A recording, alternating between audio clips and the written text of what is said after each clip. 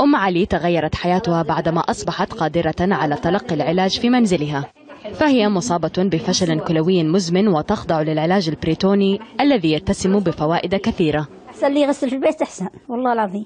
دربوني للممرضات وجاء شهادة جهازي ورحت البيت حقي وغسلت أيدي.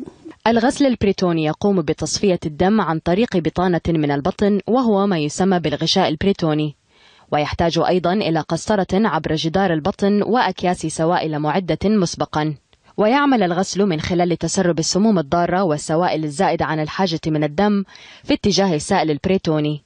وتقوم وزارة الصحة السعودية بخدمة توصيل أكياس السوائل إلى المرضى في منازلهم ليتمكنوا من إجراء الغسل الآلي باستخدام جهاز معروف باسم APD، بدلا من الذهاب إلى المستشفيات لإجراء عملية الغسل. الغسيل البريتوني أولا بيدي العين الحرية التامة في الحركة، بيدي العين الحرية التامة في إن هو لو بيدرس، لو بترعى أولادها، لو بترعى.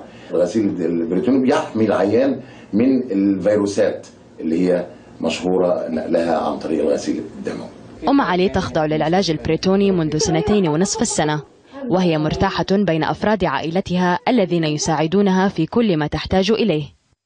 مرض الفشل الكلوي من أكثر الأمراض المنتشرة في السعودية، ويودي بحياة الملايين في العالم. مرضى الفشل الكلوي في المملكة العربية السعودية في تزايد مستمر، ووصل مؤخرا إلى أكثر من 14,000 مريض يحتاج إلى غسيل كلى، وهذه الأرقام تتزايد كل سنة.